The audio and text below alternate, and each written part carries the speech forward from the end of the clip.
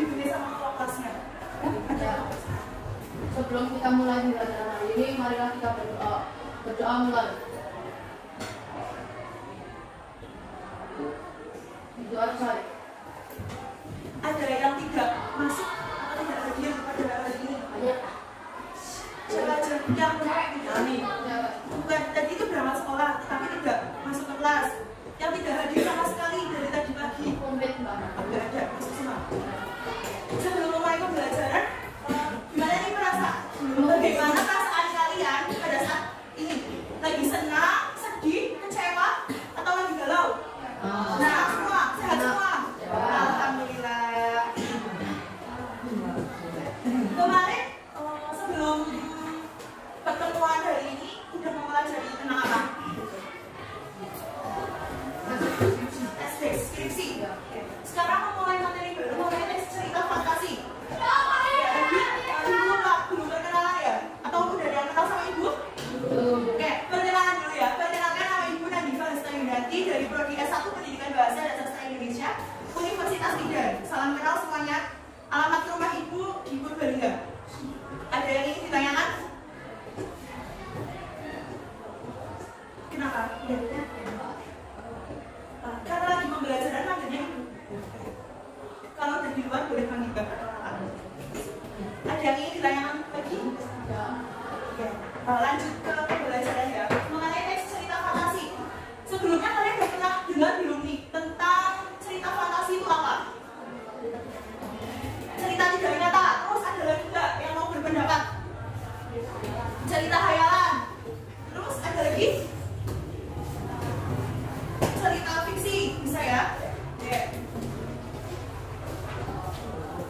Jadi, cerita fantasi itu enggak sebuah karangan yang dibuat dengan daya imajinasi atau hayalan seseorang yang di dalamnya terdapat berbagai kisah. Kemudian, masuk ke teks cerita fantasi. Struktur teks cerita fantasi itu ada 3. Yang pertama orientasi, komplikasi, dan resolusi. Di bagian orientasi terdapat pengenalan tentang tema, penokohan, dan alur cerita kepada pembaca, atau bisa disebut dengan gambaran umum ceritanya itu seperti apa. Itu di bagian orientasi. Kemudian di bagian komplikasi berisi awal terjadinya permasalahan hingga menuju puncak masalah. Jadi masalah awal cerita itu apa masalahnya. Kemudian tentunya pasti ada titik puncak masalah yang menjadi hangat atau naik dibicarakan dalam cerita. Puncaknya itu apa masalahnya. Kemudian ada resolusi, bagian yang berisi penyelesaian dari permasalahan atau konflik yang sedang terjadi. Jadi di bagian resolusi itu penyelesaian masalah dari komplikasi, dari masalah yang terjadi dalam cerita. Kemudian di bagian resolusi ini biasanya terdapat kode. Kode yaitu pesan untuk membaca. Sampai sini kamu atau belum? Atau ada yang ingin ditanyakan? Coba dicermati terlebih dahulu. Kode itu kayak pesan, ya. Misalnya seperti ini. Jangan lupa belajar atau jangan berbuat nakal seperti kancil karena itu dapat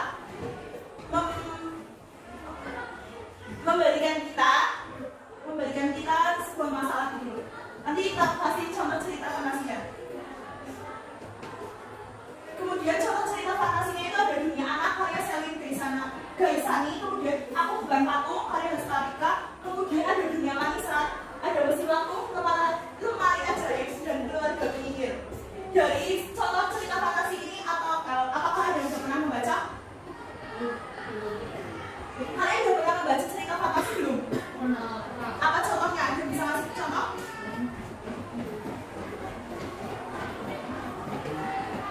Ada bisa ngasih contoh nggak?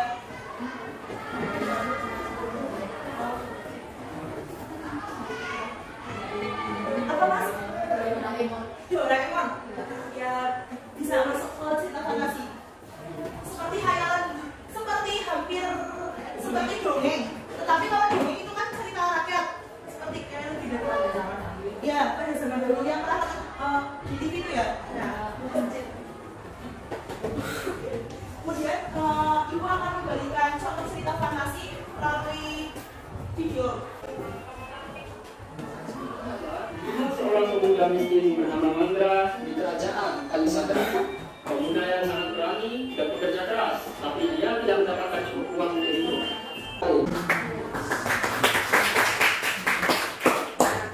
Dari cerita fantasi tadi, judulnya apa tadi? Judulnya Pulau Ajaib. Dari cerita fantasi yang berjudul Pulau Ajaib, teman-teman bisa tahu nggak orientasinya itu apa? Orientasinya dari cerita ini tadi apa? Gambaran umum bahwa Mandra tidak memiliki pekerjaan toh.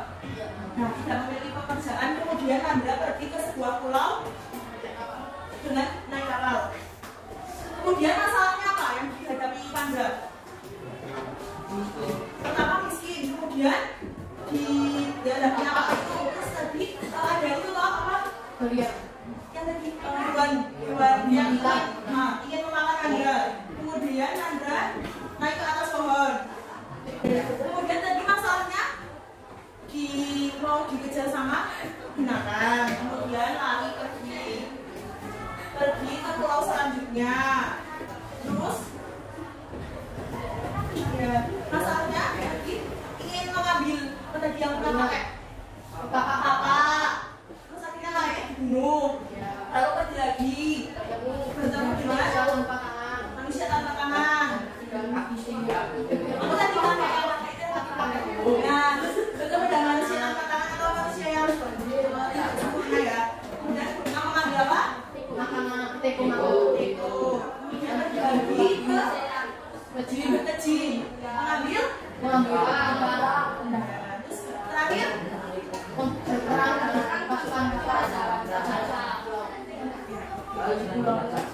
dari penyelesaiannya berarti tadi si Mandra membunuh rajanya itu. Kemudian dari cerita fantasi Pulau Ajaib apa pesan yang bisa diambil? Itu tidak boleh serakah, tidak boleh membunuh orang, tidak boleh mengambil barang milik orang lain. Dan sampai sini ada yang ingin ditanyakan mengenai struktur? Ada yang ingin ditanyakan tidak sebelum kita bermain games cerdas? Nanti ibu akan melempar bola satu bola ini yang apabila bolanya ini misal hampir mengenai masnya akan bola ini. Tetapi ibu tidak melihat, ibu tidak akan menunjuk mas ya.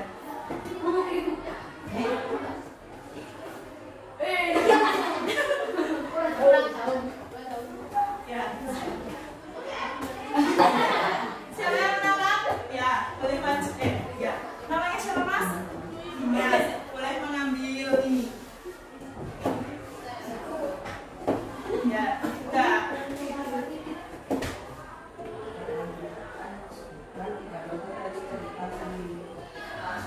Ya, tadi udah diberikan contoh sama ibu. Contoh cerita fantasi. Sebutkan 3 mas. Udah baca.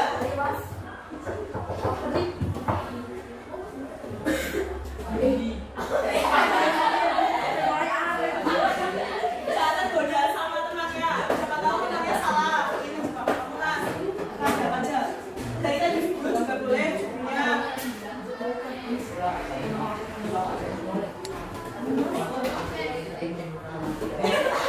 Kita tidak boleh membunuh orang. Kalau enggak, yang Mas Dimas tahu cerita fantasi contohnya di luar sana. Tadi udah Pulau Ajaib 1, 2.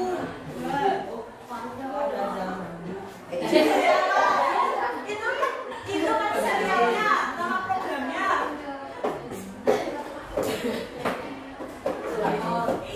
Doraemon, ya.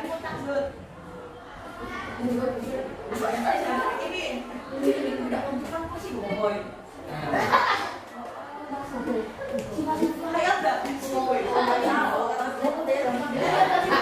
Oke, lanjut. Masnya boleh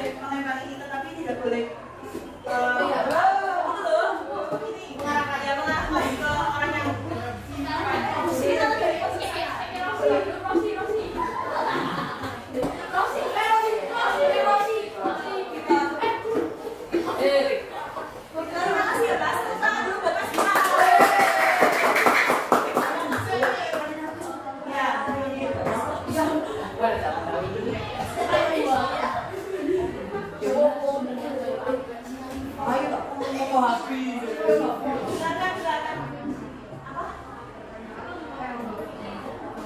apa yang dimaksud dengan cerita fantasi? Apa Mas? Iyalah. Apa cerita ya? Cerita ya.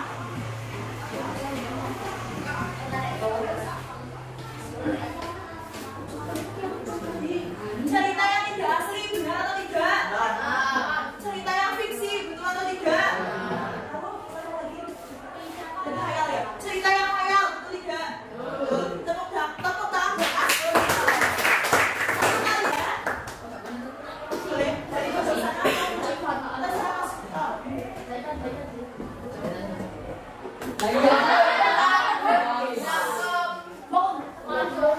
Mas siapa ini?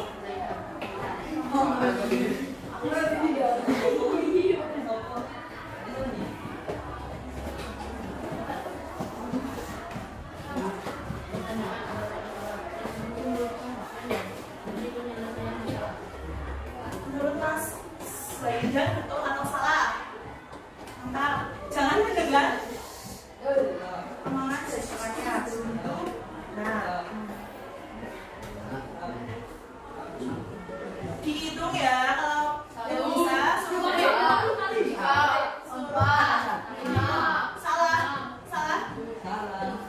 Resolusi merupakan bagian yang berisi penyelesaian masalah. Jawaban Mas Saidan betul atau salah? Salah. Teman-teman, menurut teman-teman betul atau salah kalau resolusi merupakan bagian yang berisi penyelesaian masalah? Betul jawabannya Mas. Tepuk tangan dulu udah komen jawab.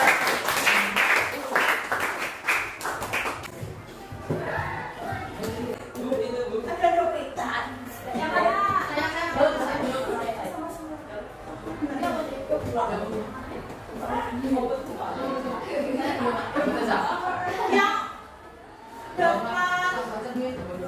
tulisannya sama bisa digabungkan kelompoknya.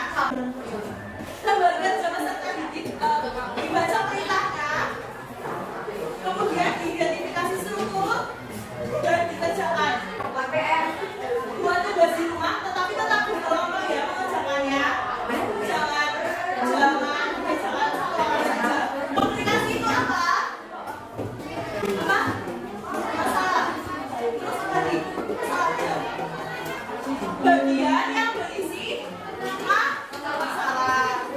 Mas Saidan. Untuk pertemuan selanjutnya, kertasnya dibawa nanti dipresentasikan. Dipresentasikan atau dikumpulkan pada hari Senin ya. Terima kasih atas perhatiannya. Wassalamualaikum warahmatullahi wabarakatuh.